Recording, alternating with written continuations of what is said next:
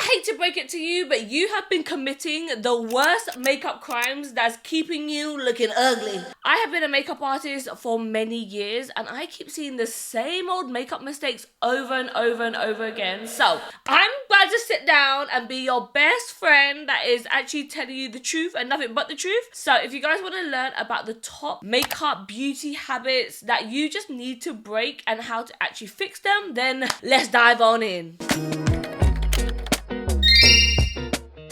Okay, starting off with the number one top mistake that I see so many people make is not nailing down their skincare routine. I feel like sometimes people invest in the latest Makeup by Mario foundation and they want the latest bronzers, but then when I look at their skincare, I'm like, oh Lord! When it comes to your beauty routine, I would 100% tell you to invest more into your skincare than the foundation or the makeup that you're using, because at the end of the day, no matter how good the foundation is, if your skin doesn't look great underneath, your makeup will never look the best that it could look. If you are currently not double cleansing, or worst off, even using a makeup wipe to take off your makeup, that is a big no-no. If you're currently using way too many actives or overdoing it with your skincare, thinking the more the better, that is another no-no. If you're skipping your moisturizer or not using sunscreen, Lord, you have just committed 3 crimes, okay? I literally have a whole playlist on how to prep your skin for makeup, how to actually layer up your skincare routine, all of my top skincare recommendations. So go and binge that playlist if you haven't already, because your skin prep is probably the most important step of your makeup routine. So let's talk about your eyebrows, okay? Because your eyebrows is gonna be the make or break of your whole face. I know this sounds very dramatic, but honestly, I'm not even exaggerating, because if you have the wrong brow shape for your face shape, then it can make your face look wider, sadder, more skinny, narrow. The worst thing is you won't even know it, but if you have the wrong brow shape, it can even make you look older, okay? And nobody wants that, okay? Trust me. I want you to really study your face in the mirror. Like today, I slicked back my hair so that you guys can really see like everything in its full glory. I feel like I have a very round face, okay? I kind of look like the moon.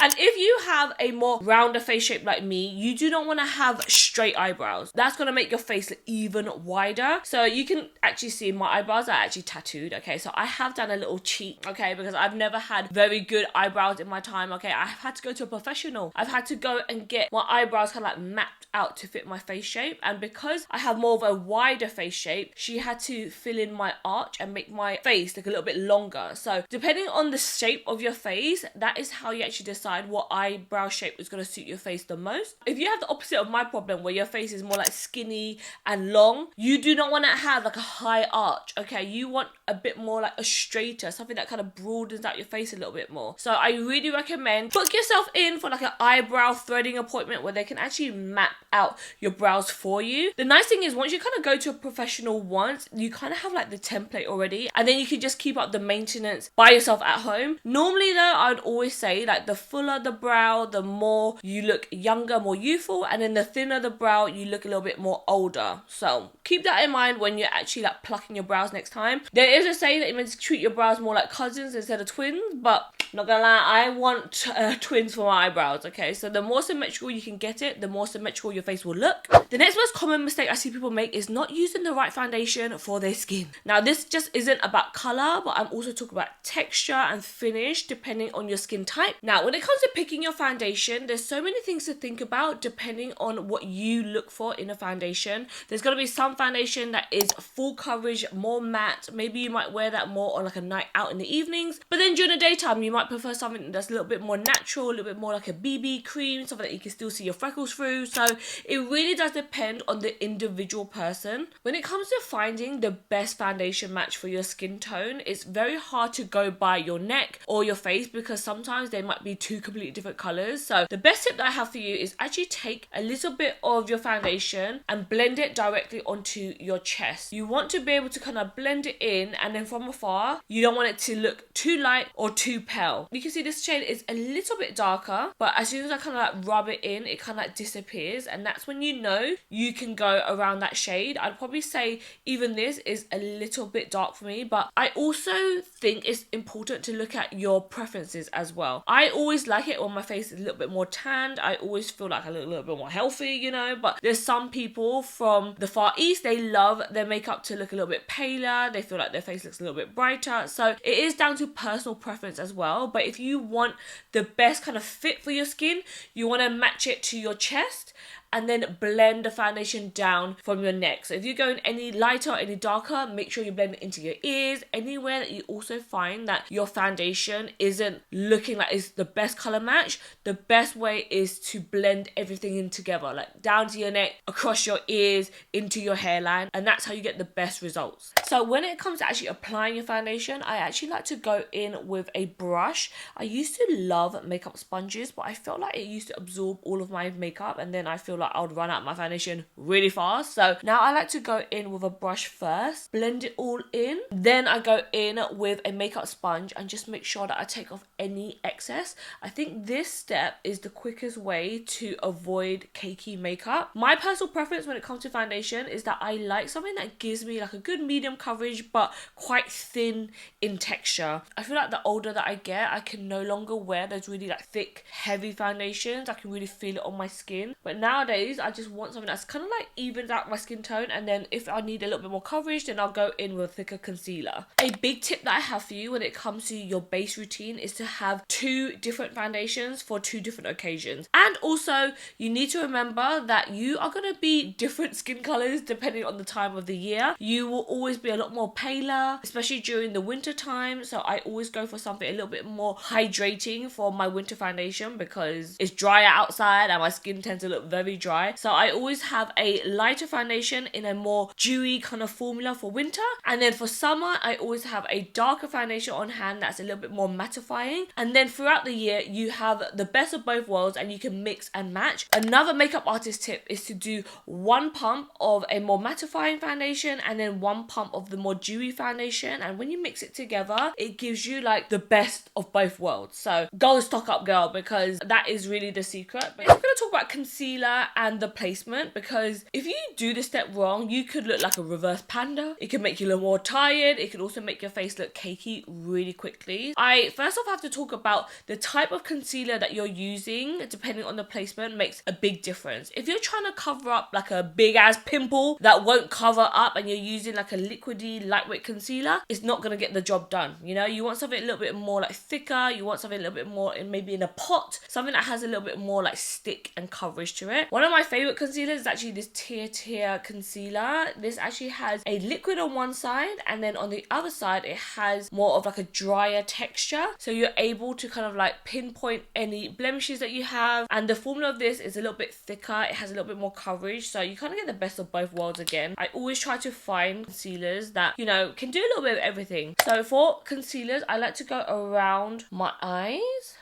especially in this area here. You do not want to use too much concealer. I have made that mistake so many times, and then I found that my concealer kept creasing a lot throughout the day. So what I do is I like to blend out my concealer with a small little brush. I find that brushes give you the most amount of coverage, and you can see the shade that I'm using is actually my skin tone shade. So firstly, this is going to help kind of color correct my skin. If you suffer with very dark under eye circles, then you need to go in and color correct first. That is when you actually use maybe more of like an orangey or salmony concealer. For me, I always find that on days that I don't want to wear a lot of makeup, if I go in with a color corrector, then I have to use a lot more concealer to then cover up the color correction. So I want to kind of go for a natural finish today. So I'm kind of just sticking with my skin tone, maybe go a little bit lighter if you want more of like a brightening effect. The next common mistake that I see people make is not doubling up with their cream products and their powder product. I know this seems like an extra step and it's a little bit long-winded, but every makeup artist will always double up with some sort of base underneath and then finish it with like the matching color on top. I find that if I just use cream products, then it fades much faster throughout the day,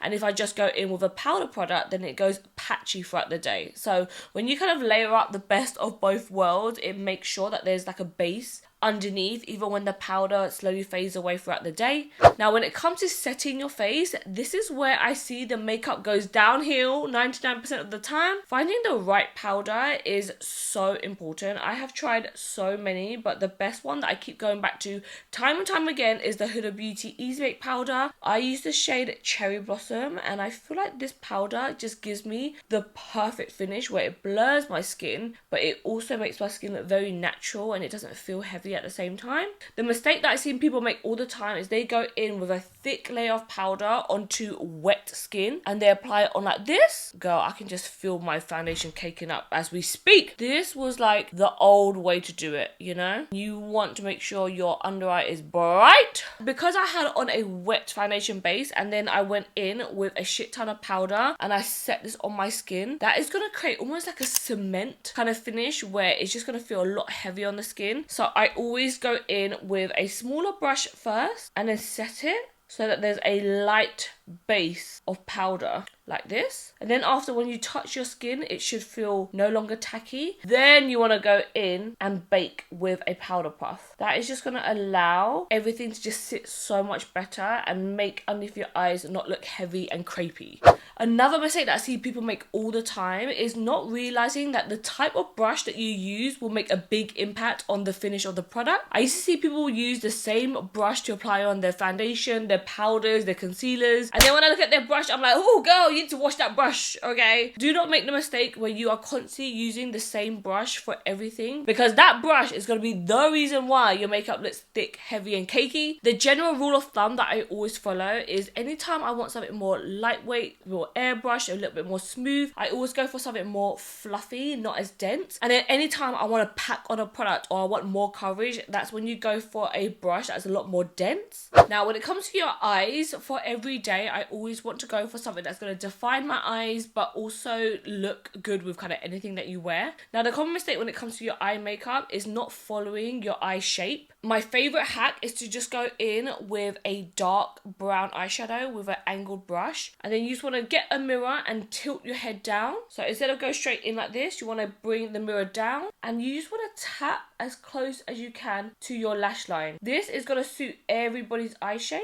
It's going to make your eyelashes look a little bit thicker, fuller, and define your eyes. You also need to be very aware of the eye shape that you naturally have. If your eyes are naturally closer together, you do not want to bring your eyeliner all the way on the inner corners, because that's going to make your eyes look even smaller together. If your eyes are quite big and far apart, then you might want to bring it all the way in. So it really is a case of kind of like trial and error, but the eyeliner that I think will suit everyone is as long as you kind of fill in this outer corner here. I like to bring it in kind of halfway. As soon as my pupil kind of starts here, I kind of stop. So it's kind of like a half wing, and I honestly feel like this will just look flattening on every single eye shape. Then I just go in with a little small smudger brush and I just blend out that eyeshadow. And this is like the quickest way to kind of give yourself more of like a slightly smoky eye, but it still adds depth. It doesn't look too crazy. You can wear it night and day. Now if you have slightly hooded eyes or smaller eyes, you always want to make sure you tight line. This is just going to add so much more depth and make your eyes look more defined, but it's not actually taking up any of your lid space. Okay, I just finished off my eyes with some contact lenses and added some lashes. Obviously I feel like eyelashes is not everyone's cup of tea for every day, but I have about 2 hairs. Okay, so I am addicted to having to apply it on individual little lashes. I'm really into like spiky lashes right now. And then I'm just adding a little bit of highlighter. This is obviously optional. Not everyone wants to look like they can see your cheekbones from Mars, but clearly I do. And then also just to finish off my lips, you can of course like line your lips, but you know what, recently I've noticed that now that I'm getting older, I find that just a nice coloured lip balm, something like this, it just adds just a light colour to your lips without feeling like, oh my god, you're wearing so much lip product. This is from Glow Recipe. It's their new Bingsu lip balms. They are so nice. It adds like a really nice cherry kind of tint to your lips. It makes you look so much more young and youthful. I feel like ever since I come back from Korea, I'm not really into having really dark lip liner anymore and really matte lips. I kind of just like it when there's a little bit more like a glossy lip balm kind of shine. And then another mistake that I see people make all the time is not setting your makeup after you finished your whole look. So I'm going to go in with one of my favourite setting sprays. This one isn't really a setting spray to make your makeup last longer, but I feel like it just melts in all the powder, all the creams together. You can see I've nearly finished mine. I love it so much. It's from a brand called Dalba. I've showed it quite a few times on my channel already. You have to make sure you shake it because it has kind of like a light oil layer, and I don't know what it is about this spray, but it just makes your skin just look like it's like melted everything in, and it doesn't look like you just have a layer of makeup sitting on top of your face. I feel like this has been my go-to everyday makeup look. I feel like it looks really pretty in photos. It can take you from night to day. You can even add like a darker lip and line it and everything if you want to go a little bit more like evening-esque. But if you want to learn how to actually get your skin to look healthy and glowy, I think the most important step was step number 1, which was finding the right skincare routine. I have a whole video of my updated skincare routine. If you haven't seen that video already, go and check that out. That was the video that I filmed when I was actually pregnant at the time. So if you have sensitive skin, or if you find that you keep making these same mistakes all the time and you don't really know what's wrong with your skin, why does it keep flaring up, what to do when you actually have hormonal acne, go and watch that video because I think it'll be very helpful. If you have made any of these mistakes in this video, do not worry, girl. I am not here to be the makeup police. These are all of the mistakes that I even used to make myself before learning about the world of beauty and actually locking down these little tiny tips and tricks that not only saves me time but actually makes me look better in real life and in photos. So I hope you guys enjoyed this video. It's been a while since I've done a makeup tutorial. Honestly, the more you get older, you actually start to realize that less really is more, and it's all about actually learning about your face shape and actually like just enhancing your natural beauty. So I really hope that this video helped you guys out. I love you guys so much, and I'll see you guys in another video. Bye!